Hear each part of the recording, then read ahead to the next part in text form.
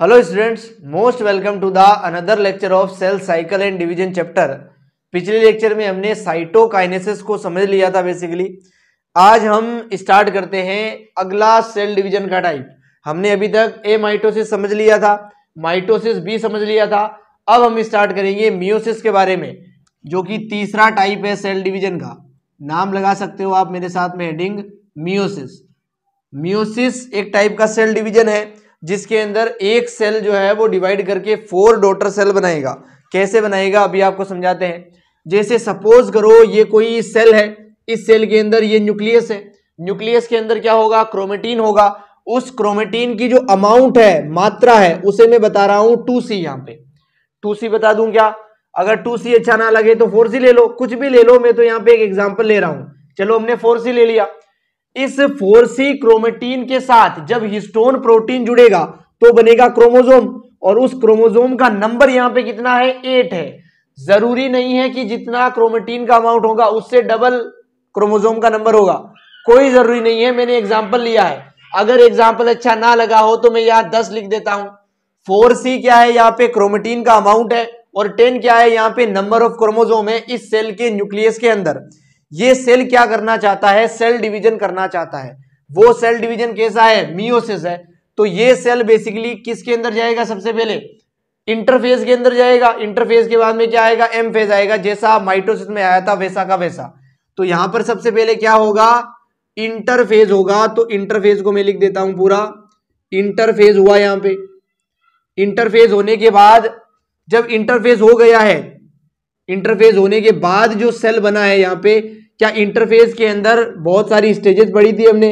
G1 आता है, S आता है और G2 भी आता है। क्या S के अंदर क्रोमेटिन का अमाउंट डबल होता है? ऑफ कोर्स होता है। अगर S के अंदर क्रोमेटिन का अमाउंट डबल हुआ होगा तो क्या 4C क्रोमेटिन से बदलकर 8C क्रोमोसोम हो गया होगा, क्रोमेटिन हो गया होगा बेसिकली। तो यहां पर क्रोमेटिन कितना हो गया? 8C हो गया। लेकिन यहाँ पे क्रोमोसोम का फॉर्मेशन तो होता ही नहीं है। तो जितने क्रोमोसोम हमने पहले माने हैं उतने ही क्रोमोसोम अभी भी रहेंगे। आई होप आपको समझा पाया हूं कि इंटरफेस के एस स्टेप के अंदर क्रोमेटिन का अमाउंट क्या होता है? डबल होता है। लेकिन क्रोमोसोम का नंबर अभी भी क्या रहता है? सेम रहता है। बेसिकली अभी तक क्रोमोसोम का फॉर्मेशन हुआ ही नहीं है। वो कहां पे होता है? प्रोफेज में होता है। ये हुआ है इंटरफेज। इंटरफेज होने के बाद क्या होगा? एम फेज होगा। इस एम फेज के अंदर बेसिकली एम फेज कैरियोकाइनेसिस और साइटोकाइनेसिस में डिवाइड होगा बेसिकली। यहां पे मैं लिख देता हूं एम फेज किस में डिवाइडेड है? कैरियोकाइनेसिस और साइटोकाइनेसिस, इनके अंदर डिवाइड है बेसिकली। कैरियोकाइनेसिस के अंदर फिर से क्या होगी? प्रोफेज, मेटाफेज, एनाफेज, टेलोफेज होगी बेसिकली। तो वो अभी बाद में लिखेंगे। पहले मैं बताता हूं कि एम फेज होने के बाद क्या बनेंगे? 2 सेल्स बन जाएंगे इस सेल से। तो हम यहाँ पे 2 सेल बना देते हैं छोटे छोटे। ये रहे 2 सेल। क्या जब एम फेज होगा तो क्या यहां का क्रोमेटिन आधा आधा हो जाएगा? 2 सेल में जाना है ना, तो आधा क्रोमेटिन इसमें चला गया और आधा क्रोमेटिन इसमें चला गया। तो मैं बता रहा हूं कि 4C क्रोमेटिन यहां पे आ चुका है और 4C क्रोमेटिन यहां पे आ चुका है। क्या क्रोमोसोम भी आधे आधे हो जाएंगे? ऑफ कोर्स हो जाएंगे।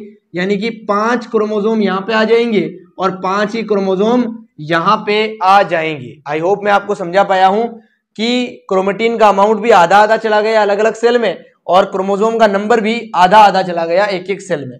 बेसिकली ये जो कैरियोकाइनेसिस और साइटोकाइनेसिस है, ये माइटोटिक डिवीजन से थोड़ा डिफरेंट होती है। जो माइटोसिस हमने पढ़ा था, एम का मतलब होता है माइटोटिक। एक टाइप और होता है सेल डिवीजन का जो मैं आपको पढ़ा चुका हूं, माइटोसिस। माइटोसिस के अंदर, कैरियोकाइनेसिस के अंदर क्या आता है? प्रोफेज आता है, मेटाफेज आता है, एनाफेज आता है और टीलोफेज आता है। इसके अंदर भी ये सेम स्टेप होंगे। साइटोकाइनेसिस चाहे वो माइटोसिस की हो चाहे वो मियोसिस की हो, सभी जगह साइटोकाइनेसिस सेम तरीके से होती है। प्लांट सेल के अंदर प्लेट मेथड से और एनिमल सेल के अंदर फरो या ग्रू मेथड से। तो ये तो बेसिकली सिंपल है, जिसकी बात भी हम कर चुके हैं। बहुत ध्यान से देखना, ये जो दोनों सेल बने हैं ये अभी रुकते नहीं है, ये फर्दर क्या करेंगे? डिवीजन करेंगे। तो मैं इन दोनों वर्ड्स को मिटा के एक कॉमन वर्ड लिख रहा हूं नीचे 4C और 5, ताकि जगह मिल जाए हमें थोड़ी सी और लिखने के लिए। इनका जेनेटिक कॉम्पोजिशन है 4C क्रोमेटिन का अमाउंट और 5 क्रोमोसोम बेसिकली। ये जो एक सेल है ऊपर वाला, ये भी क्या करेगा, डिवीजन करेगा। ये जो नीचे वाला सेल है ये भी क्या करेगा, डिवीजन करेगा। तो इसने भी क्या किया है, डिवीजन किया है, इसने भी क्या किया है, डिवीजन किया है। डिवीजन करने के लिए सबसे पहले क्या करना पड़ता है, इंटरफेज करना पड़ता है। तो ये दोनों सेल्स किसके अंदर गए हैं, बेसिकली ये इंटरफेज के अंदर गए हैं। लेकिन यहां पर जो इंटरफेज हो रहा है उसके अंदर G1 भी है, S भी है और G2 भी है। लेकिन यहां पर जो इंटरफेज होता है उसके अंदर G1 तो होता है, इसके अंदर G1 तो होता है, लेकिन S यहां पे नहीं होता है और G2 यहां पे होता है। केवल S फेज यहां पे एब्सेंट होता है। इस इंटरफेज के जैसा ही होता है ये भी, लेकिन यहां पे S फेज क्या होता है, एब्सेंट होता है। अगर S फेज नहीं है, S स्टेप ही नहीं है, S का मतलब सिंथेसिस, तो यहां पे किसका फॉर्मेशन हो रहा था, क्रोमेटिन मटेरियल का। सेंट्रियोल भी बेसिकली डबल हो रहे थे यहां पे, तो वो दोनों काम यहां पर होंगे ही नहीं, इसलिए इसको इंटरफेज नाम नहीं दे सकते। अगर इंटरफेज नाम दे दिया तब तो ये तीनों स्टेप होने चाहिए, इसके अंदर एक स्टेप नहीं हो रहा, तो इसको अलग नाम देना पड़ेगा। अलग नाम रखा गया इसका इंटरकाइनेसिस। क्या नाम रखा गया, इंटरकाइनेसिस। यहां पे इंटरफेज हुआ, यहां पे क्या होगा, इंटरकाइनेसिस होगा। इंटरकाइनेसिस का मतलब है इंटरफेज के जैसा ही है, लेकिन एस फेज यहां पे आता ही नहीं है। G1 के बाद सीधा क्या आ जाता है, G2 आ जाता है। अगर इंटरफेज खत्म हुआ है तो अब ये किस में जाएंगे, दोनों सेल एम फेज में जाएंगे, यानी कि ये दोनों सेल बन गए बेसिकली, ये रहे दोनों सेल, इन्होंने इंटरकाइनेसिस किया है। अब इंटरकाइनेसिस के अंदर ध्यान से देखो, यहां पर जब इंटरकाइनेसिस हो गया था, इंटरफेज हो गया था यहां पे, तो यहां पे 4C क्रोमोसोम से कितना, यहां पे 4C क्रोमेटिन से 8C क्रोमेटिन बन गया, क्योंकि यहां के एस फेज में क्रोमेटिन क्या हुआ था, डबल हुआ था। लेकिन यहां पे तो एस फेज है ही नहीं, इसका मतलब जितना क्रोमेटिन का अमाउंट यहां पर है उतना ही क्रोमेटिन का अमाउंट यहां पे रहेगा। क्या आप समझ पा रहे हो, क्रोमोसोम का नंबर तो इंटरफेज के अंदर कभी चेंज होता ही नहीं है, तो ये 5 ही क्रोमोसोम यहां पे रहेंगे। तो जेनेटिक कॉम्पोजिशन भी मैं उम्मीद करता हूं समझ में आया है। यहां पे डबल हुआ था क्योंकि यहां पे एस हो रहा था, यहां पे डबल नहीं हुआ है क्योंकि यहां पे एस है ही नहीं, और यहां पे आधा आधा क्यों हो गया, क्योंकि 2 सेल्स में डिवाइड होना था basically. I hope it is clear. अब बहुत ध्यान से देखना, ये तो हुआ है इंटरकाइनेसिस। अब ये दोनों सेल क्या करेंगे, एम फेज करेंगे। ये भी अपना एम फेज करेगा और ये भी अपना एम फेज करेगा। ये एक सेल 2 सेल में डिवाइड हो जाएगा कुछ ऐसे, ये सेल भी 2 सेल में डिवाइड हो जाएगा कुछ ऐसे। जेनेटिक कॉम्पोजिशन लिख रहा हूं मैं, बहुत ध्यान से देखना। यहां पे क्या है, 4C क्रोमेटिन है, इस सेल के अंदर 4C क्रोमेटिन है, तो ये सेल 2 सेल में टूटा है, तो इसके अंदर कितना गया होगा, 2C गया होगा, इसके अंदर भी कितना गया होगा, 2C गया होगा। क्या आप समझ पा रहे हैं। यहां पे क्रोमोसोम कितने हैं, 5 है। जब आगे वाले सेल्स के अंदर क्रोमोसोम जाएंगे तो एक क्रोमोसोम 2 भागों में टूटेगा, जैसे माइटोसिस में टूटा था, एनाफेज के अंदर क्रोमोसोम टूट गए थे।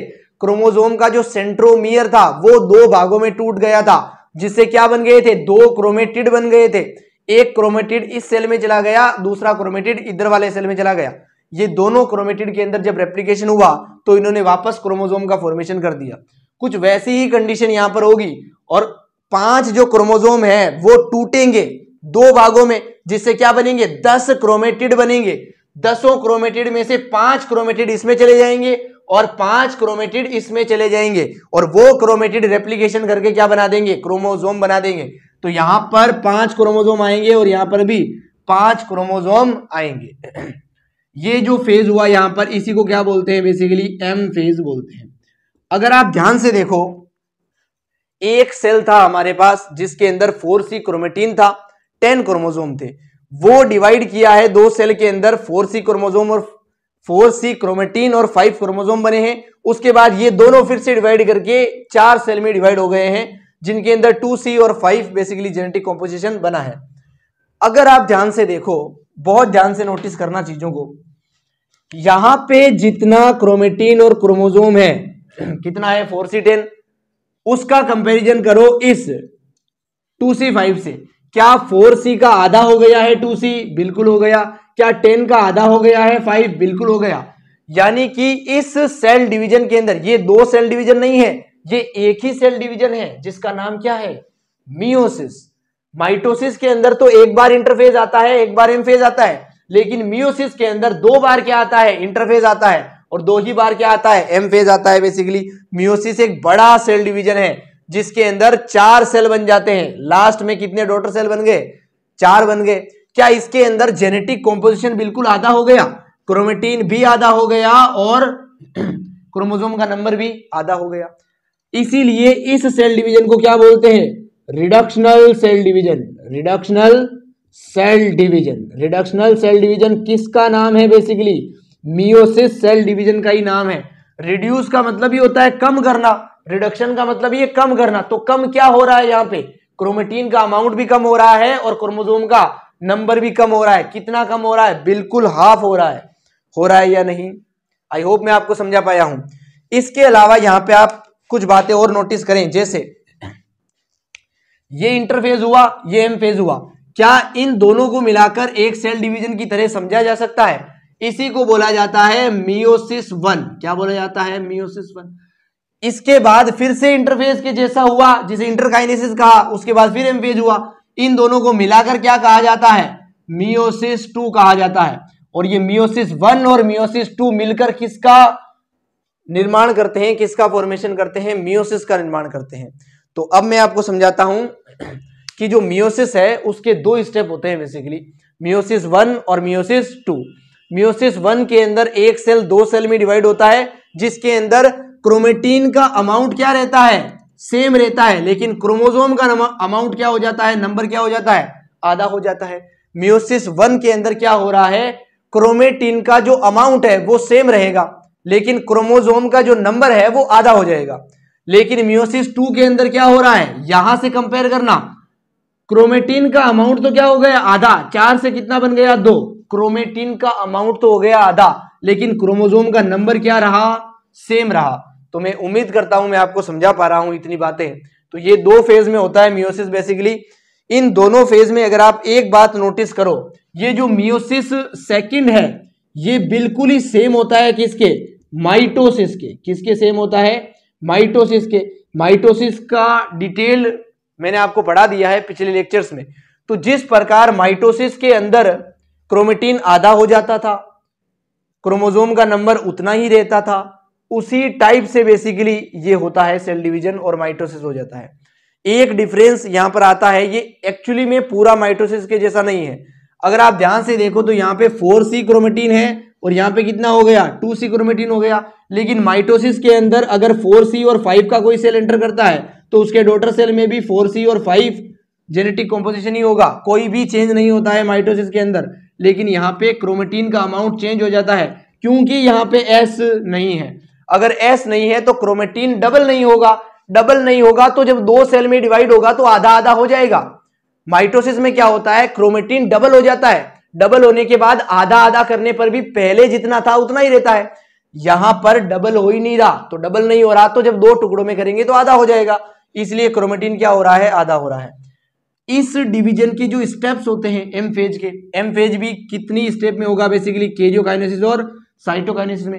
कैरियोकाइनेसिस में क्या होगा, प्रोफेज, मेटाफेज, एनाफेज, टीलोफेज। ये प्रोफेज, मेटाफेज, एनाफेज और टीलोफेज बिल्कुल ही किसके सिमिलर होते हैं, माइटोसिस के सिमिलर होते हैं। लेकिन ये जो इंटरकाइनेसिस का फेज होता है ये थोड़ा सा डिफरेंट होता है, किससे, माइटोसिस से डिफरेंट होता है। मैं उम्मीद करता हूं मैं आपको समझा पाया हूं। मियोसिस के 2 स्टेप है, मियोसिस 1 और मियोसिस 2। मियोसिस 2 बिल्कुल सेम होता है किससे, माइटोसिस से। लेकिन मियोसिस 2 के भी 2 स्टेप होंगे, इंटरकाइनेसिस और एम फेज। इंटरकाइनेसिस डिफरेंट होगा किससे, माइटोसिस से। लेकिन जो एम फेज होगा वो एग्जैक्टली 100% किसके सेम होगा, माइटोसिस के सेम होगा। इसके इंटरकाइनेसिस में और माइटोसिस के इंटरफेज में क्या डिफरेंस है, केवल यहां पे एस नहीं होता, एस नहीं होने की वजह से क्रोमेटिन डबल नहीं होता, क्रोमेटिन डबल नहीं होने की वजह से क्रोमेटिन आधा आधा हो जाता है दोनों सेल्स के अंदर। आई होप मैं आपको समझा पाया हूं मियोसिस 2 के अंदर और माइटोसिस के अंदर क्या डिफरेंस है। बेसिकली ये हमने समझ लिया है, माइटोसिस को एक बार पढ़ चुके हैं, फिर से पढ़ने की जरूरत नहीं है। यहां पर केवल एस नहीं होगा, एस नहीं होगा तो एस में होने वाली घटनाएं जैसे क्रोमेटिन का फॉर्मेशन, सेंट्रियोल का डुप्लीकेशन और हिस्टोन प्रोटीन का फॉर्मेशन, ये तीनों स्टेप यहां पर नहीं होंगे। उसके अलावा अगर मैं इसको समझाऊं आपको तो साइटोकाइनेसिस हम समझ चुके हैं लास्ट लेक्चरों में। किसी भी सेल डिवीजन की साइटोकाइनेसिस उन 2 मेथड से ही हो सकती है, सेल प्लेट या फिर सेल फरो मेथड जिसको ग्रू मेथड भी बोलते हैं, उनसे ही साइटोकाइनेसिस होगी। तो साइटोकाइनेसिस को भी फिर से पढ़ने की कोई जरूरत नहीं है। इंटरफेज में आपको डिटेल में पढ़ा ही चुका हूं, वो बिल्कुल यहां पर सेम होगा। G1S और G2 की सारे इवेंट्स बिल्कुल सेम है। तो बेसिकली हमें यहां पर पढ़ना क्या है मियोसिस के अंदर, अगर आप नोटिस करें तो एक स्टेप यहां पे बचा है जो है कैरियोकाइनेसिस। किसका? मियोसिस 1 के एम फेज का कैरियोकाइनेसिस हमें डिटेल में पढ़ना है। इसमें आखिर कैसे क्रोमोसोम आधे हो जाते हैं, इस चीज को समझना है। माइटोसिस के अंदर देखो क्रोमोसोम का जो नंबर है 55 कभी नहीं बदला। यहां पर भी जो क्रोमोसोम का नंबर है 55 कभी नहीं बदला। लेकिन यहां पर जो क्रोमोसोम का नंबर है 10 से 5 हो गया। ये कैसे हो गया? क्या यहां पे क्रोमोसोम बीच में से टूटा नहीं था एनाफेज में? नहीं टूटा था। वो क्यों नहीं टूटता है, इसी को समझाने के लिए हमें इस कैरियोकाइनेसिस को डिटेल में समझाना होगा आपको। तो आप इस टॉपिक में से जो भी लिखना चाहें अपने आसान शब्दों में आप लिख सकते हैं, वीडियो को फिर से देखकर, है ना। तो मैंने आपको अच्छे से एक्सप्लेन कर दिया है। अब मैं आपको कैरियोकाइनेसिस समझाऊंगा, वो भी मियोसिस 1 के एम फेज का। Understood? So you can note this, then we further move on. So चलिए स्टूडेंट्स, अब मैं आपको समझाता हूं कैरियोकाइनेसिस ऑफ मियोसिस 1। मियोसिस 2 के अंदर जो कैरियोकाइनेसिस होगा वो 100% किसके सेम होगा? माइटोसिस डिवीजन के। लेकिन यहां पर जो कैरियोकाइनेसिस होगा वो बहुत अलग होगा उससे, माइटोसिस से बहुत अलग होगा। वो कैसे होगा वो मैं आपको समझाता हूं, लेकिन उससे पहले कुछ वर्ड्स मैं आपको समझाना चाहूंगा जो इसके अंदर यूज होंगे बेसिकली। जैसे मैंने आपको पहले पढ़ा दिया है लेकिन फिर से बता रहा हूं एक बार। क्रोमेटिड क्या होता है ये आपको अच्छे से पता होना चाहिए। क्रोमेटिड के अलावा क्रोमोसोम और क्रोमेटिड के अंदर आपके दिमाग में कोई कंफ्यूजन नहीं होना चाहिए। उसके अलावा एक वर्ड आता है क्रोमेटीन, भी समझ लो यहीं पे क्रोमेटीन क्या है। उसके अलावा काइनेटोकोर भी यहां पे आएगा, काइनेटोकोर। तो ये आपको पता होना चाहिए क्या होते हैं, मैं समझा रहा हूं अभी। एक वर्ड यहां पे आएगा बाईवेलेंट बेसिकली, तो ये भी आपको पता होना चाहिए कि बाईवेलेंट क्या होता है। एक यहाँ पे टेट्राड भी आएगा, तो वो भी यहीं पे एक्सप्लेन कर देते हैं। इन वर्ड्स को समझा रहा हूं, बहुत ध्यान से देखना।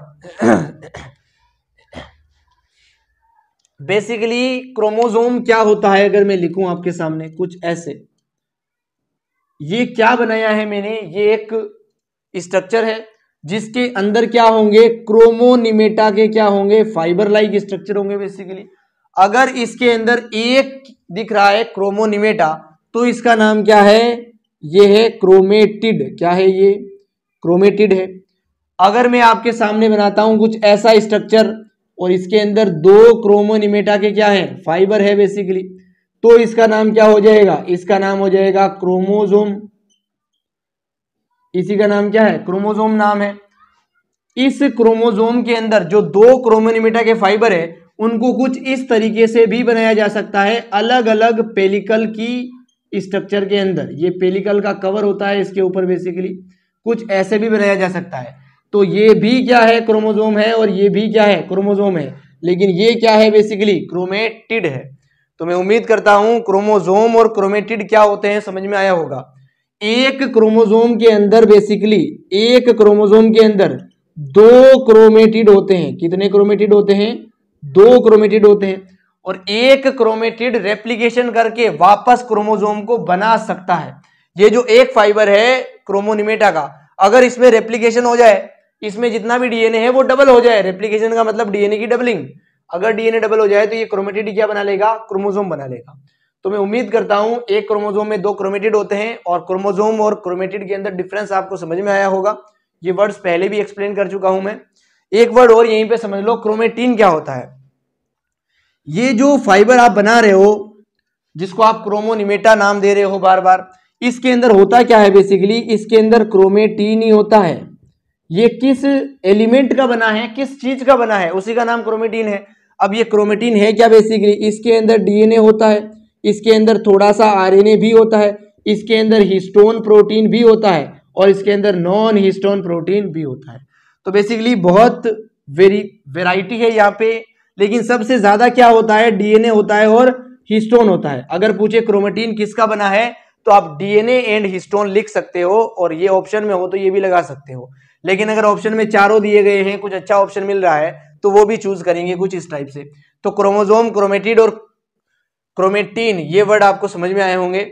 अब मैं समझाता हूं काइनेटोकोर क्या होता है। बेसिकली इस क्रोमोसोम का जो सेंटर है, ये वाला सेंटर, क्रोमेटिड में भी सेंटर होता है और क्रोमोसोम में भी क्या होता है, सेंटर होता है। इस सेंटर का नाम क्या है, इस सेंटर का नाम होता है सेंट्रोमियर। बेसिकली ये जो सेंट्रोमियर है, इस सेंट्रोमियर के दोनों तरफ प्रोटीन की डिस्क लगी होती है, कुछ ऐसे।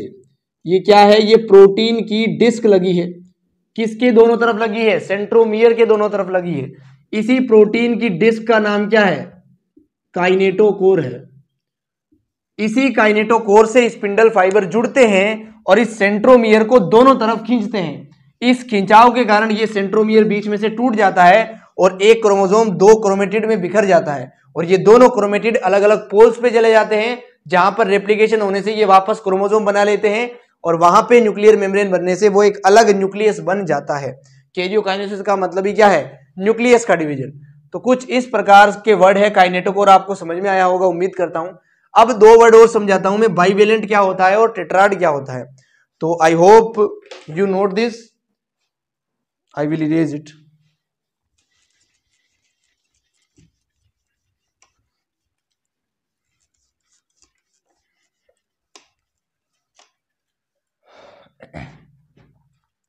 आपने ये वर्ड जरूर सुना होगा कि ह्यूमन के अंदर डिप्लॉइड सेल पाए जाते हैं।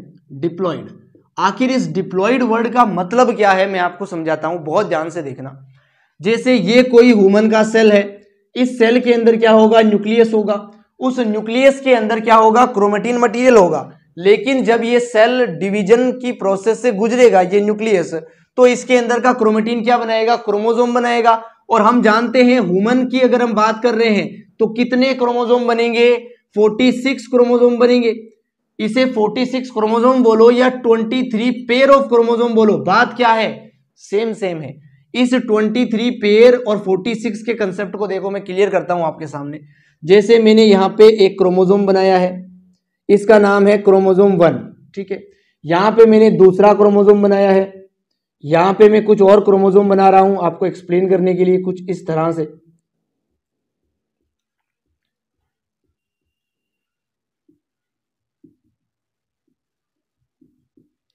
ये सारे क्रोमोसोम कहां पे होंगे, इस ह्यूमन की सेल के न्यूक्लियस में होंगे। लेकिन कब होंगे, सेल डिवीजन के टाइम पे होंगे। ये क्या है, क्रोमोसोम 1 है, ये क्या है, क्रोमोसोम 2 है, ये क्या है, क्रोमोसोम 3 है, ये क्या है, क्रोमोसोम 4 है, ये क्या है, क्रोमोसोम 5 है। ऐसे ही क्रोमोसोम लगे होंगे और क्रोमोसोम 22 तक क्या होगी, नंबरिंग होगी। आप जानते हैं क्रोमोसोम दो टाइप के होते हैं, ऑटोसोम और सेक्सुअल क्रोमोसोम। ऑटोसोम कितने होते हैं, 22 पेयर होते हैं। तो ये जो मैंने 22 लिखे हैं, ये क्या है, ऑटोसोम है बेसिकली। और दो क्या होते हैं, या तो XX होगा अगर फीमेल है तो, या फिर XY होगा अगर मेल है तो इतने सारे क्रोमोसोम है बेसिकली। मैं उम्मीद करता हूं मैं आपको समझा पा रहा हूं, ध्यान से देखना।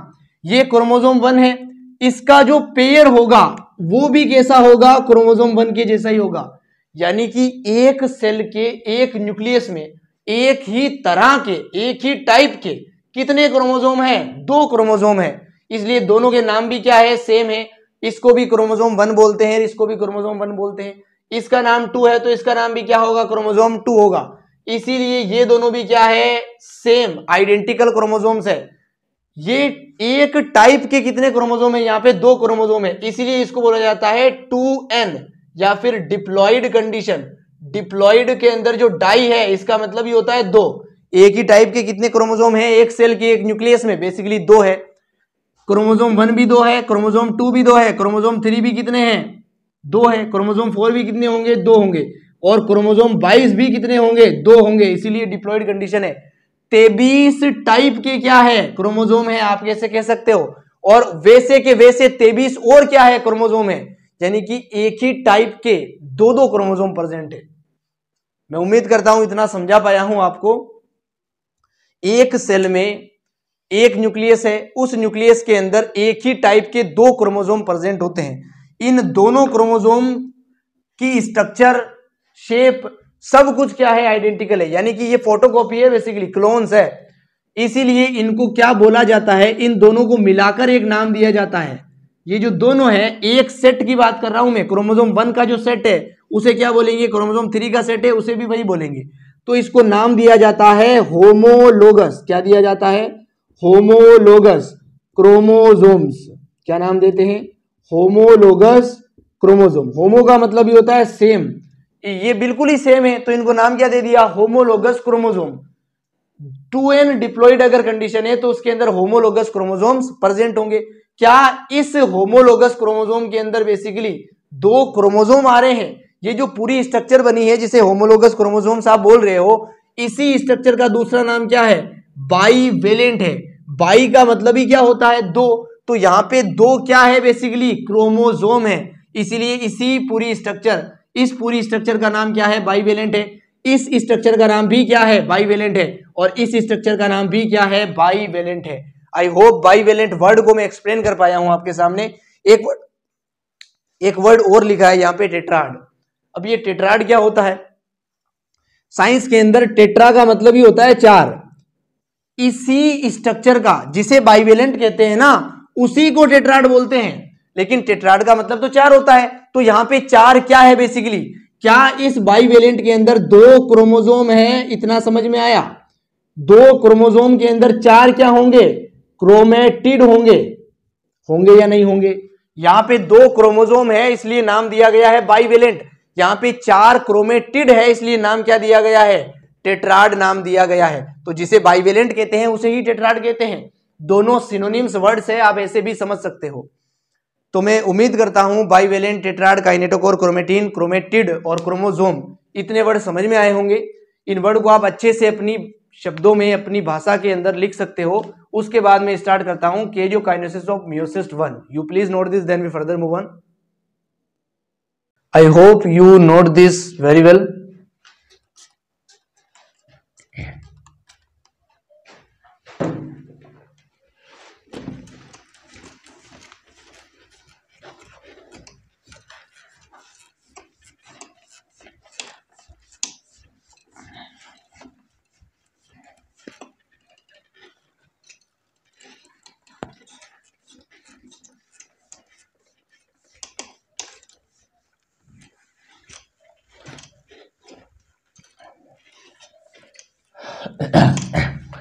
चलिए अब मैं आपको समझाता हूं मेयोसिस 1 का कैरियोकाइनेसिस आखिर क्यों इतना अलग है, बड़ा है और इंपॉर्टेंट है। तो नोट करना मेरे साथ आप। कैरियोकाइनेसिस के अंदर 4 स्टेप अपने पढ़े थे, माइटोसिस के अंदर भी। चारों कौन कौन से थे एक बार फिर से लिखेंगे यहाँ पे। सबसे पहले क्या होता है? यहाँ पे प्रोफेज होता है। प्रोफेज के बाद में क्या होता है? यहाँ पे मेटाफेज होता है। मेटाफेज के बाद में क्या होता है? एनाफेज। और एनाफेज के बाद में क्या होता है? टीलोफेज होता है। अगर आप ध्यान से देखें तो ये कौन से मियोसिस का है? मियोसिस 1 का है। तो इन सारे नाम के पीछे लिखा जाता है 1। प्रोफेज 1 का मतलब क्या है? ये मियोसिस 1 का प्रोफेज है। एनाफेज 1 का मतलब क्या है? ये मियोसिस 1 का एनाफेज है। अंडरस्टूड? 1 क्यों लिखते हैं? क्योंकि ये मियोसिस 1 के हैं सभी कैरियोकाइनेसिस के स्टेप्स है। यहां का जो प्रोफेज होता है ना, ये सबसे बड़ा स्टेप होता है और इस प्रोफेज के फर्दर पार्ट्स किए जाते हैं आसानी से पढ़ने के लिए बेसिकली।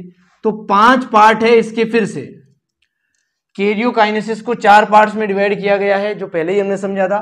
इसका जो प्रोफेज है ये काफी बड़ा फेज है, काफी कॉम्प्लेक्स है, इसलिए इसे 5 फर्दर स्टेप में डिवाइड कर दिया आसानी से पढ़ने के लिए। एक ट्रिक से याद करवाऊंगा, इसे बहुत ध्यान से सुनना। ट्रिक है लेजा पानी। लेजा पानी, डिप एंड डाई। पानी लेके जाओ, डिप करो, डूबो, और डाई, मर जाओ। पानी ले जाओ और मर जाओ बेसिकली। तो ये एक ट्रिक है जिसके अनुसार हम ये नाम याद करेंगे 5 स्टेप के। ले का मतलब होगा लेप्टोटीन, लेप्टोटीन बेसिकली। जा का मतलब होगा जाइगोटीन। पानी का मतलब होगा बेसिकली पेकाइटीन, पेकाइटीन। और डिप का मतलब होगा बेसिकली डिप्लोटीन। और डाई का मतलब होगा बेसिकली डाईकाइनेसिस। तो ये 5 स्टेप के नाम आप इस ट्रिक की हेल्प से याद कर सकते हो। सो इनको आप एक बार नोट करें। फिर मैं स्टार्ट करता हूं कि प्रोफेज 1 का लेप्टोटीन में क्या होगा, जाइगोटीन में क्या होगा, पेकाइटीन में क्या होगा, डिप्लोटीन में क्या होगा, डाईकाइनेसिस में क्या होगा। फिर हम बात करेंगे मेटाफेज की, फिर एनाफेज की, फिर बात करेंगे टीलोफेज की। टीलोफेज 1 के बाद क्या होगा अगर मैं आपसे पूछ लूं तो साइटोकाइनेसिस होगा मियोसिस 1 का। उसके बाद क्या होगा, इंटरकाइनेसिस होगा मियोसिस 2 की। उसके बाद क्या होगा, एम फेज होगा किसका, मियोसिस 2 का। लेकिन मियोसिस 2 का कैरियोकाइनेसिस हम पढ़ेंगे ही नहीं, एक्चुअली में पहले ही पढ़ चुके हैं ना, क्योंकि माइटोसिस का जो इंटरकाइनेसिस है उसी के जैसा क्या होगा, मियोसिस 2 का इंटरकाइनेसिस होगा। लेकिन मियोसिस 1 का जो कैरियोकाइनेसिस है वो डिफरेंट होगा बेसिकली, इसीलिए हम इसको पढ़ रहे हैं अच्छे से। तो you please note this steps name, then we further move on. तो चलिए अब मैं एक्सप्लेन करता हूं प्रोफेज के अंदर क्या हुआ था। अगर मैं आपसे पूछूं, प्रोफेज हमने माइटोसिस के अंदर पढ़ा था, उस प्रोफेज के अंदर क्या हुआ था। यहां पे हम लिख रहे हैं प्रोफेज और पीछे लिखेंगे 1। इस प्रोफेज के अंदर क्या क्या होता है। आप कहोगे कि यहां पे क्रोमेटिन से क्या बनता था, क्रोमेटिन से क्रोमोसोम बनते थे प्रोफेज के अंदर। मैं कहूंगा यहां पर भी बनेंगे। आप ये कहोगे कि न्यूक्लियोलस एंड न्यूक्लियर मेम्ब्रेन क्या हुए थे, गायब हुए थे, डिसअपियर हुए थे। मैं कहूंगा हाँ ये भी हुए थे। आप कहोगे कि जो सेंट्रियोल्स थे वो मूव करे थे कहां पे, पोल्स की तरफ। Centriole moves towards poles basically, तो ये पोल्स की तरफ गए थे। ये 3 इवेंट हुए थे कहां पे, प्रोफेज के अंदर। वो कौन सा प्रोफेज था, माइटोसिस का प्रोफेज था। लेकिन जो मियोसिस 1 का प्रोफेज होता है उसके अंदर ये तीनों इवेंट थोड़े लार्ज डिस्टेंस से होते हैं बेसिकली। सबसे पहला जो इसका स्टेप आता है वो क्या है, लेप्टोटीन है, लेप्टोटीन। तो लेप्टोटीन के अंदर क्या होता है, सबसे पहला ये वाला जो काम है वो कहां पे होता है, लेप्टोटीन के अंदर होता है। लेप्टोटीन के अंदर जितने भी क्रोमेटिन होते हैं वो कंडेंस होते हैं, कॉइल्ड होते हैं, जिससे क्या बन जाते हैं, क्रोमोसोम्स बन जाते हैं। इस क्रोमोसोम्स का डायमीटर भी मैंने पढ़ाया था 1400 नैनोमीटर, क्रोमेटिन का भी पढ़ाया था 2 नैनोमीटर। इतना ज्यादा कंडेंस होने के बाद क्या बन रहा है, क्रोमोसोम बनता है बेसिकली। अब हम बात करते हैं कि लेप्टोटीन में और क्या होता है। लेप्टोटीन की मेन इवेंट या मेन घटना तो यही है बेसिकली, क्रोमोसोम्स का बनना। लेप्टोटीन खत्म होते ही अगली स्टेट आ जाती है कौन सी, जाइगोटीन। अभी जाइगोटीन में क्या होता है बेसिकली, बहुत ध्यान से देखना। जाइगोटीन के अंदर बेसिकली होमोलोगस क्रोमोसोम क्या हो जाते हैं, करीब करीब हो जाते हैं कुछ ऐसे। ये एक क्रोमोसोम है जिसका नाम है क्रोमोसोम 1। ये अपने साथी अपने होमोलोगस क्रोमोसोम के साथ आएगा कुछ ऐसे, क्रोमोसोम 1 के साथ। ये दोनों पास पास आ जाते हैं किस स्टेप के अंदर, जाइगोटीन स्टेप के अंदर। जब ये पास पास आएंगे तो कैसी स्ट्रक्चर बनेगी, ध्यान से देखना, कुछ इस टाइप की स्ट्रक्चर बनेगी, कुछ ऐसी, कुछ ऐसी स्ट्रक्चर बनेगी। ये क्रोमोसोम बेसिकली बहुत ही पास पास आ चुके हैं। जब ये पास पास आएंगे तो इनको जोड़ने के लिए बीच में क्या बनेगा, एक न्यूक्लियो प्रोटीन का बेस बनेगा। ये जो मैं बना रहा हूं रेड कलर से, ये क्या है, न्यूक्लियो प्रोटीन। इसके अंदर न्यूक्लिक एसिड भी है, डीएनए आरएनए, और हिस्टोन नॉन हिस्टोन प्रोटीन भी है, इसलिए इसका नाम क्या है, न्यूक्लियो प्रोटीन है। इस न्यूक्लियो प्रोटीन को एक नाम भी देते हैं यहाँ पे, क्या नाम देते हैं, ध्यान से देखना, सिनेप्टोनिमल, सिनेप्टोनिमल कॉम्प्लेक्स बोलते हैं इसे। जो होमोलोगस क्रोमोसोम को जोड़ता है वो कौन है, सिनेप्टोनिमल कॉम्प्लेक्स है। और इस जुड़ने की प्रोसेस का अगर मैं आपको नाम बताऊं तो इस जुड़ने की प्रोसेस को क्या बोलते हैं, साइनेप्स बोलते हैं। व्हाट इज साइनेप्स, दो होमोलोगस क्रोमोसोम के जुड़ने की प्रोसेस का नाम है। कौन जोड़ता है, सिनेप्टोनिमल कॉम्प्लेक्स जोड़ता है। वो किसका बना है, न्यूक्लियो प्रोटीन का बना है। I hope it is clear. जब ये दोनों जुड़ जाएंगे तो क्या, मैंने आपको एक वर्ड पढ़ाया था बाईवेलेंट, तो ये क्या बन चुका है, ये बन चुका है बाईवेलेंट। तो बाईवेलेंट किस स्टेप में बनते हैं, जाइगोटीन में। सिनेप्टोनिमल कॉम्प्लेक्स किस स्टेप में बनता है, जाइगोटीन में। सिनेप्स प्रोसेस कब होती है, जाइगोटीन में। तो क्या इतने क्वेश्चन के आंसर आप कर सकते हो। जाइगोटीन में मैंने 2 क्रोमोसोम का एग्जांपल लेके आपको बताया है। एक सेल के अंदर जितने भी क्रोमोसोम होंगे सब अपने पेयर के साथ क्या करेंगे, जुड़ जाएंगे इस साइनेप्स प्रोसेस के थ्रू और इस सिनेप्टोनिमल कॉम्प्लेक्स के थ्रू बेसिकली। तो कुछ ये स्टेप होंगे जाइगोटीन के अंदर। जाइगोटीन जब खत्म होगी तब क्या होगा मैं बात करूंगा इसके बारे में। तो मुझे इरेज करना पड़ेगा इन दोनों स्टेप को, तब मैं बता पाऊंगा पेकाइटिन में क्या होगा बेसिकली। तो इसको आप नोट कर सकते हैं अपने शब्दों में। आगे वैसे मैं इनकी इंग्लिश आपको एक्सप्लेन करूंगा जो एनसीईआरटी में लिखी गई है, लाइन टू लाइन है ना। तो अभी आप इतना समझिए कि तीसरा स्टेप जो है पेकाइटिन, बेसिकली इसके अंदर क्या होगा। पेकाइटिन के अंदर बहुत ध्यान से देखना, ये जो बाइवेलेंट बना था कुछ ऐसा बाइवेलेंट बनाया था अभी हमने, कुछ इस टाइप का। यहां पे जो बाइवेलेंट बना है इसके बीच में सिनेप्टोनिमल कॉम्प्लेक्स भी बना हुआ है। ये बाइवेलेंट बना ही था क्रॉसिंग ओवर के लिए। इस पेकाइटिन स्टेप के अंदर क्या होता है बेसिकली, क्रॉसिंग ओवर होती है। इस क्रॉसिंग ओवर को एक्सप्लेन करूंगा मैं थोड़ा, इसलिए मुझे इन क्रोमोसोम को अलग अलग कलर से ड्रॉ करना पड़ेगा जिससे कि चीजें और ज्यादा क्लियर हो आपके लिए। तो मैं ड्रॉ करता हूं 2 क्रोमोसोम आपके लिए। ये पहला क्रोमोसोम हमने रेड बनाया है और ये दूसरा क्रोमोसोम हम ब्लैक बना रहे हैं बेसिकली, कुछ ऐसे। तो ये 2 क्रोमोसोम हमने बनाया है, इसका नाम क्या है, क्रोमोसोम 1। तो इसका नाम भी क्या होगा, क्रोमोसोम 1 ही होगा, क्योंकि होमोलोगस क्रोमोसोम है तभी बाइवेलेंट बना है। जाइगोटिन में बना था, पेकाइटिन में ऑलरेडी बना हुआ है। पेकाइटिन में होगा क्या, बहुत ध्यान से देखना। ये जो ब्लैक कलर का पोर्शन है यहाँ पे, आप चाहो तो मैं इसे कुछ ऐसे मार्किंग भी दे देता हूं। ब्लैक कलर के क्रोमोसोम को हम मार्क भी कर देते हैं, अंदर से भी ब्लैक, ताकि ज्यादा दिखे हमें दूर से ही। और ये जो रेड कलर का क्रोमोसोम है इसे भी मार्क कर देते हैं कुछ ऐसे। कुछ पोर्शन इस क्रोमोसोम का टूटेगा, इस क्रोमोसोम का कुछ पोर्शन टूटेगा। मुझे एक और कलर यूज में लेना पड़ेगा। ये पोर्शन जो है टूटेगा और यहां पे आके जुड़ जाएगा, और यहां वाला पोर्शन टूटेगा और वो यहां पे आके जुड़ जाएगा। यानी कि कुछ डीएनए का अमाउंट, कुछ क्रोमोसोम का पीस इनके बीच में क्या हो जाएगा, एक्सचेंज हो जाएगा। वैसा ही यहां पर होगा, यहां का कुछ क्रोमोसोम यहां पे आएगा और यहां का छोटा सा क्रोमोसोम का पीस यहां पे आएगा। यानी कि इनके बीच में जीन्स की क्या हो रही है, एक्सचेंजिंग हो रही है। इसी प्रोसेस को क्या बोलते हैं, क्रॉसिंग ओवर बोलते हैं। क्या बोलते हैं, क्रॉसिंग ओवर बोलते हैं। क्या क्रॉसिंग ओवर एक प्रोसेस है, बिल्कुल है, जिसके अंदर क्या होती है, जीन की एक्सचेंजिंग होती है। क्रोमेटिन डीएनए की क्या होती है, एक्सचेंजिंग होती है। देखो जब डीएनए को यहां से तोड़ के यहां पे भेजना है तो क्या यहां से तोड़ना पड़ेगा, तोड़ने के लिए एक एंजाइम लेके आने पड़ेगा। उस एंजाइम का नाम क्या है, डीएनए लाइगेज। क्या नाम है, डीएनए लाइगेज। ये डीएनए लाइगेज क्या करेगा, ब्रेक करेगा डीएनए के सेगमेंट को। यहां से ब्रेक कर दिया, यहां पे लाने के बाद वापस क्या करना पड़ेगा, जोड़ना पड़ेगा। तो जोड़ने के लिए हमें एक और एंजाइम लेना पड़ेगा जिसका नाम है डीएनए रिकॉम्बिनेज। क्या नाम है, डीएनए रिकॉम्बिनेज। तो ये वो प्रोसेस है, पेकाइटिन वो स्टेप है जिसके अंदर क्या होता है, क्रॉसिंग ओवर होता है।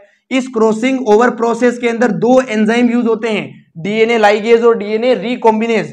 लाइगेज क्या करता है, तोड़ता है, ये क्या करता है, वापस ज्वाइन करता है दोनों डीएनए के सेगमेंट को। भाई एक क्रोमोसोम का पीस तोड़ोगे तो दूसरे क्रोमोसोम पे जोड़ना भी तो पड़ेगा। जोड़ने वाला एंजाइम ये है, तोड़ने वाला एंजाइम ये है।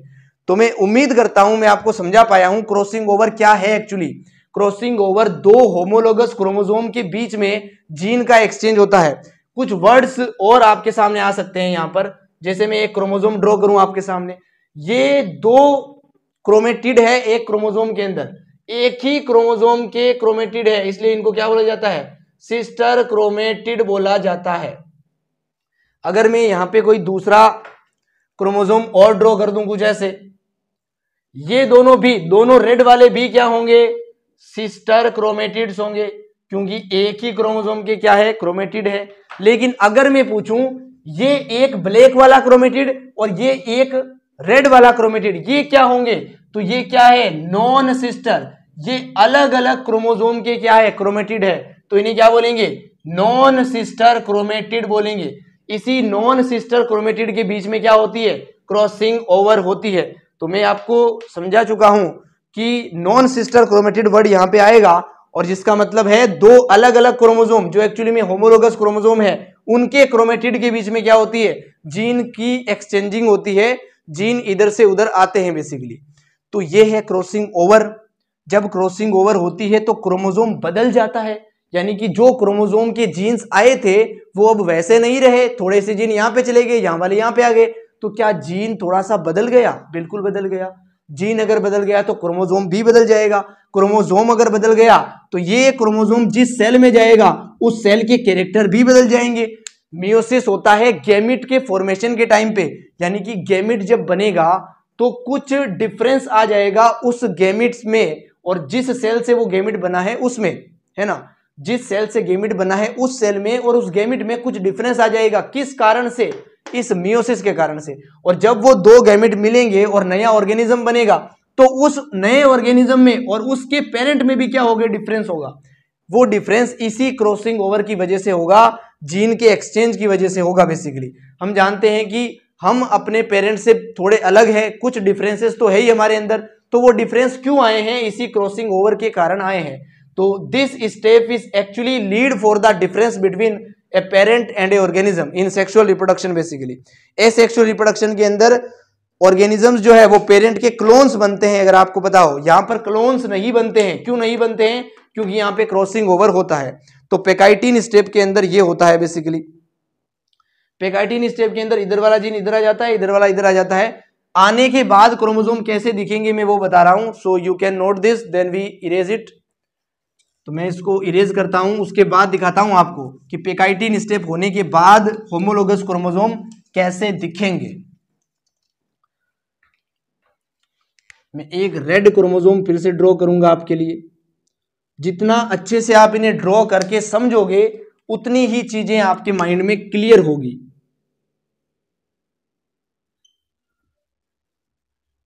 तो कुछ ऐसी स्ट्रक्चर आप बना सकते हो। ये जो रेड कलर का क्रोमोसोम है ये कुछ अमाउंट में टूटकर इस ब्लैक वाले पे क्या कर गया? जुड़ गया, कुछ ऐसे। ये जो ब्लैक वाला है इसके ऊपर क्या जुड़ गया है? रेड वाला जुड़ गया है, कुछ ऐसे। तो कुछ ऐसी स्ट्रक्चर बनाई है हमने।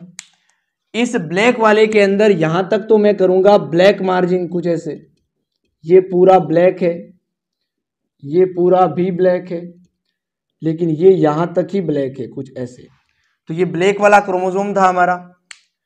ये जो रेड वाला क्रोमोसोम है बेसिकली इसके अंदर भी कुछ ब्लैक वाले का पोर्शन आएगा। तो उस पोर्शन को यहाँ पे ड्रॉ करते हैं हम। ये ब्लैक वाला का पोर्शन यहाँ पे आ गया और ये तो रेड वाला ही था। इसके आगे कुछ इस तरह से ब्लैक वाला का पोर्शन हमें दिखेगा। तो कुछ इस टाइप से आप ड्रॉ करेंगे, ये क्रोमोसोम बन गए। जो रेड वाला है उसके अंदर भी आप रेड कलर से मार्किंग्स कर सकते हो ताकि विजिबिलिटी बढ़े इन क्रोमोसोम्स की।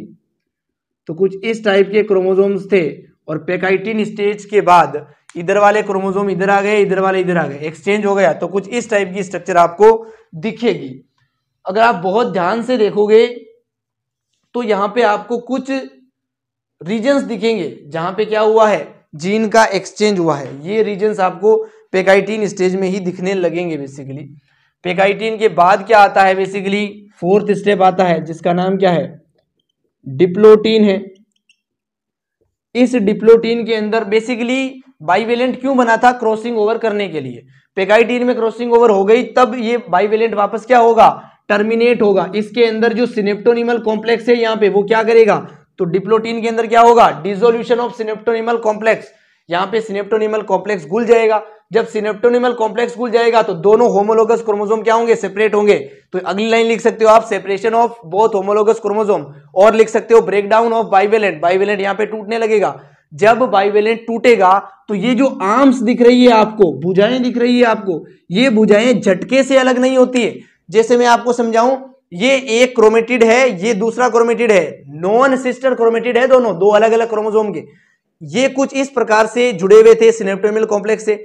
जब ये अलग होंगे किसके अंदर? डिप्लोटीन के अंदर, तो ये कुछ ऐसे अलग नहीं होते हैं। ये बेसिकली एक दूसरे के ऊपर स्लाइड करके कुछ ऐसे अलग होते हैं। ये ऐसे अलग नहीं होते हैं, ये एक दूसरे के ऊपर स्लाइड करके ऐसे अलग होते हैं। यानी कि जब तक पूरा अलग नहीं होगा ये एक दूसरे से जुड़े हुए रहेंगे, स्लाइडिंग होती रहेगी। यहां पर जब इनके बीच में स्लाइडिंग होगी तो यहां पर एक एक्स लाइक स्ट्रक्चर बनेगी। क्या यहां पे आपको छोटा सा एक्स दिख रहा है? क्या यहां पर भी आपको छोटा सा एक्स दिख रहा है? ये जो एक्स लाइक स्ट्रक्चर है इनको नाम दिया जाता है क्या? कियाज मेटा नाम दिया जाता है। इनको क्या नाम दिया जाता है? कियाजमेटा। तो कियाजमेटा कहां पर दिखेंगे? डिप्लोटीन के अंदर दिखेंगे। कियाजमेटा धीरे धीरे खत्म होते जाएंगे। ये एक्स नाम की जो स्ट्रक्चर है, जब ये देखो अभी भी आपको यहाँ पे एक्स दिख रहा है, जब ये स्लाइडिंग करेंगे और स्लाइड करके हटेंगे तो ये एक्स धीरे धीरे खत्म होता जाएगा, यानी कि कियाजमेटा जो है वो खत्म होता जाएगा। यहाँ पे आप लिख सकते हो एक्स शेप्ड की स्ट्रक्चर है जो डिप्लोटीन के अंदर बनती है। कहां पे बनती है? दोनों नॉन सिस्टर क्रोमेटिड के बीच में बनती है बेसिकली, जब क्रॉसिंग ओवर होती है तो ये होता है डिप्लोटीन के अंदर। डिप्लोटीन के अंदर ये अलग अलग होना स्टार्ट होते हैं, कियाजमेटा दिखने लगता है, अलग अलग होना स्टार्ट होते हैं। और अगली स्टेट आती है हमारी डाइकाइनेसिस। क्या आता है? डाइकाइनेसिस। इस डाइकाइनेसिस के अंदर ये पूरी तरह से क्या हो जाते हैं? अलग हो जाते हैं। ये क्रोमोसोम इधर आ गया और ब्लैक वाला जो क्रोमोसोम था बेसिकली, इसको कलर से ही बनाना पड़ेगा मुझे, कुछ इधर आ गया, ये ब्लैक वाला क्रोमोसोम आ गया, लेकिन रेड वाले के ऊपर थोड़ा सा क्या आ गया? ब्लैक वाला पोर्शन आ गया, और ब्लैक वाले के ऊपर थोड़ा सा क्या आ गया? रेड वाला पोर्शन आ गया। तो ये पेकाइटिन के बाद के क्रोमोसोम है जो कहां पर दिखेंगे आपको? डाइकाइनेसिस के अंदर दिखेंगे। डिप्लोटीन के अंदर अलग अलग होना स्टार्ट होते हैं और डाइकाइनेसिस के अंदर पूरे ही अलग अलग हो जाते हैं। तो ये था आपका प्रोफेज 1, जिसके अंदर इतने सारे स्टेप हुए हैं बेसिकली। अब आप समझ सकते हो कि प्रोफेज के अंदर होना क्या चाहिए था? क्रोमेटिन से क्रोमोसोम बनना चाहिए था, जो कहां पे हो गया? लेप्टोटीन में हो गया। लेकिन ये जो दोनों इवेंट्स है आपके, न्यूक्लियोलस और न्यूक्लियर मेम्ब्रेन का डिसिपेयर होना, ये कहां पर होते हैं? बेसिकली लेप्टोटीन से लेकर डाइकाइनेसिस तक पूरी प्रोसेस के थ्रू ये काम चलता ही रहता है, धीरे धीरे धीरे करके होता है। लेप्टोटीन में स्टार्ट होता है डिसिपेयर होना और डाइकाइनेसिस तक पूरे डिसिपेयर हो जाते हैं।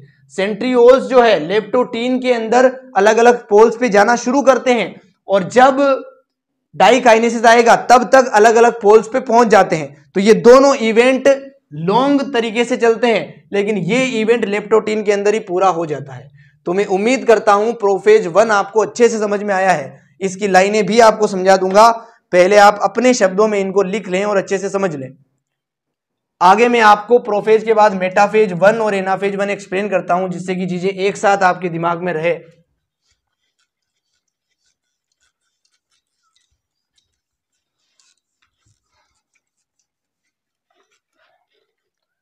अब हम बात करेंगे मेटाफेज 1 की। अगर आप माइटोसिस के मेटाफेज को याद करो तो क्या वहां पे मेटाफेजिक प्लेट बनी थी?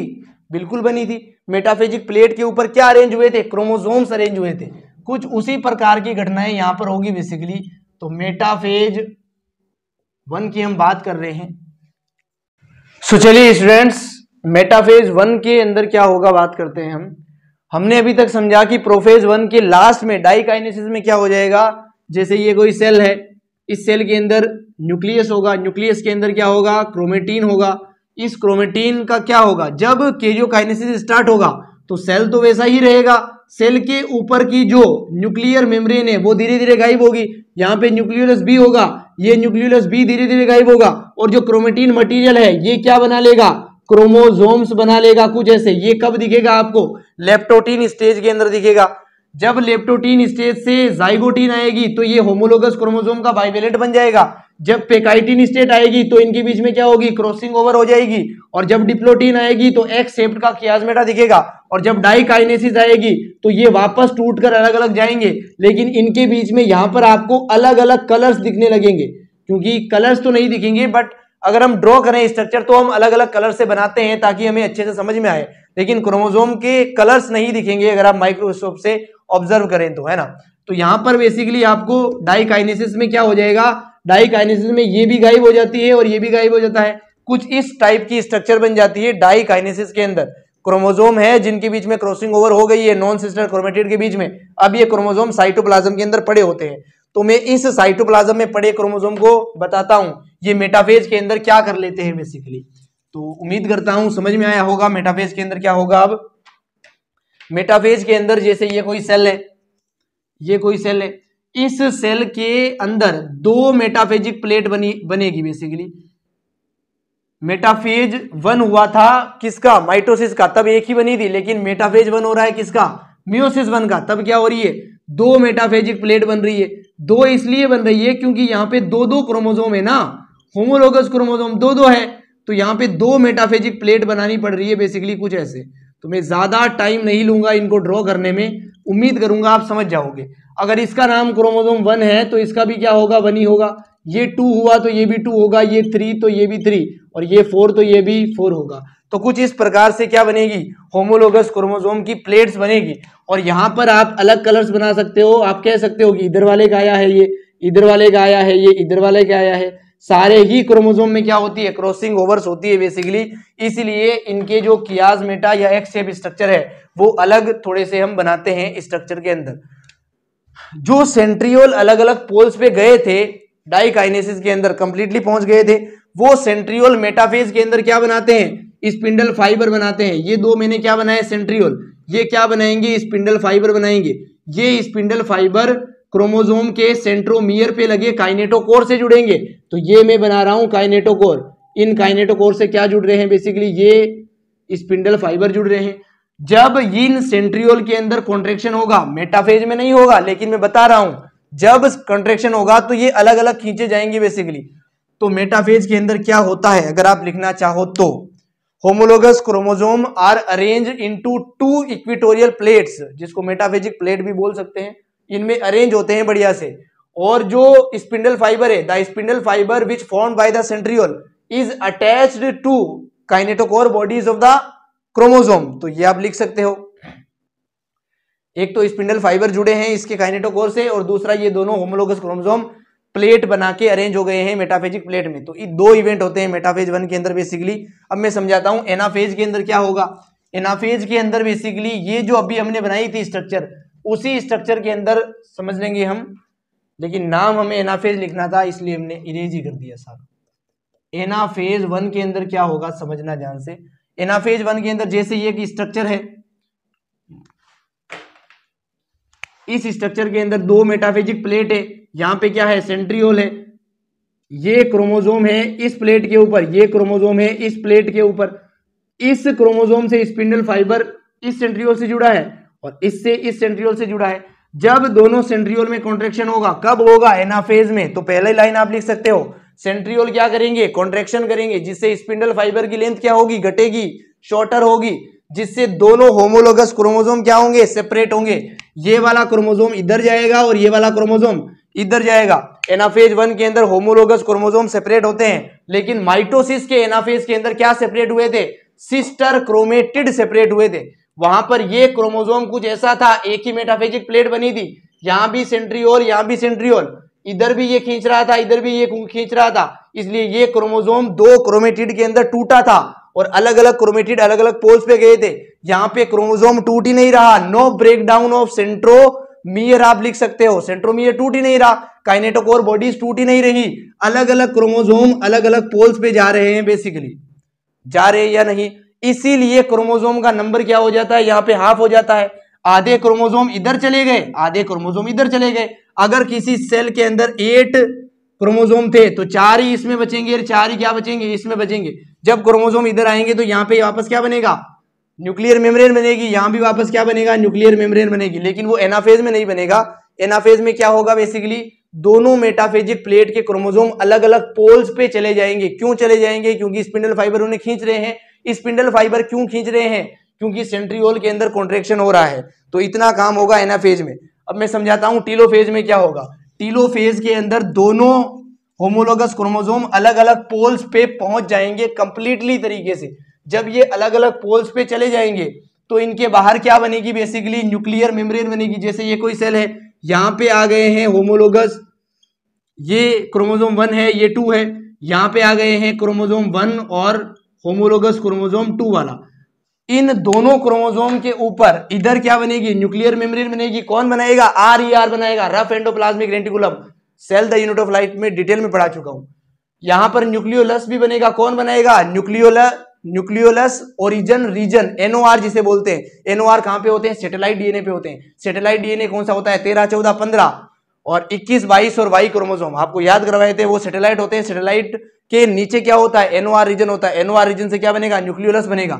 यहां भी क्या बनेगी, न्यूक्लियर मेम्ब्रेन बनेगी और न्यूक्लियोलस बनेगी। इसलिए ये पूरा क्या बन गया है, नया न्यूक्लियस बन गया है। ये भी क्या बन गया है, नया न्यूक्लियस बन गया है।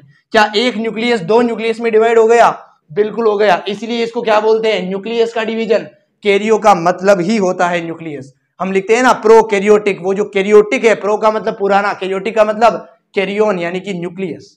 तो न्यूक्लियस का डिवीजन यहाँ पे हो रहा है, एक न्यूक्लियस दो न्यूक्लियस में टूट रहा है। ये किस स्टेप में होता है, ये टीलोफेज में कंप्लीट हो जाता है बेसिकली।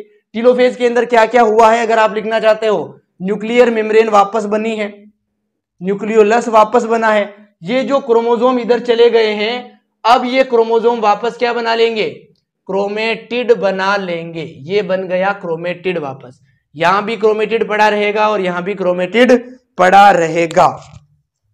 तो कुछ इस प्रकार से होता है कैरियोकाइनेसिस ऑफ मियोसिस 1। इसके बाद क्या होगा अगर मैं आपसे पूछूं तो आप कहोगे इसके बाद होगा साइटोकाइनेसिस। अगर ये कोई प्लांट का सेल हुआ तो प्लेट मेथड से, एनिमल का सेल हुआ तो फ्रो या ग्रू मेथड से हो जाएगा। उसके बाद अगर मैं पूछूं क्या होगा, इसके बाद फिर से क्या होगा, इंटरकाइनेसिस होगा, जिसके अंदर G1 बिल्कुल सेम होगा, G2 बिल्कुल सेम होगा, S होगा ही नहीं। अगर S होगा ही नहीं तो यहां पे क्रोमेटिन बनेगा ही नहीं, क्रोमेटिन बनाएगी ही नहीं। तो जब डिवीजन होगा एम फेज के अंदर, एम फेज का डिवीजन भी बिल्कुल माइटोसिस के सेम होगा, जब डिवीजन होगा तो क्रोमेटिन का अमाउंट क्या हो जाएगा, हाफ हो जाएगा। अगर मैं पूछूं आपसे कि क्रोमोसोम हाफ कब होते हैं, क्रोमोसोम हाफ कब होते हैं, और मैं पूछूं आपसे कि क्रोमेटिन हाफ कब होता है, क्रोमेटिन हाफ कब होता है, तो आपका आंसर क्या होगा। क्रोमोसोम हाफ कब हो रहे हैं, अभी जो देखा आधे आधे क्रोमोसोम इधर उधर जा रहे हैं, तो किसके अंदर हो रहा है, ये हो रहा है मियोसिस 1 के अंदर। अगर मैं पूछूं क्रोमेटिन हाफ कब हो रहा है, तो ये मियोसिस 2 के अंदर होगा, क्योंकि यहां पे क्रोमेटिन डबल ही नहीं हुआ था, इसलिए कैसा हो गया था, हाफ हो गया था। तो ये दो बातें पता होनी चाहिए। तो ये लेक्चर ऑलरेडी काफी बड़ा बन चुका है, इसलिए इस टॉपिक की कैरियोकाइनेसिस ऑफ मियोसिस 1 और इसके आगे का जो टॉपिक है जिसमें हम सिग्निफिकेंस ऑफ मियोसिस को समझेंगे, उन टॉपिकों की एनसीईआरटी की लाइंस को मैं अगले लेक्चर में एक्सप्लेन करूंगा। इसके अंदर कोई भी डाउट हो तो आप इस लेक्चर में भी कमेंट कर सकते हो, वरना अगले लेक्चर का वेट भी कर सकते हो, क्योंकि लाइंस जब समझाऊंगा तो और भी चीजें क्लियर होगी आपके सामने। तो वेट कीजिए अगले लेक्चर का। चिल देन मिलते हैं नेक्स्ट लेक्चर में। Thank you so much.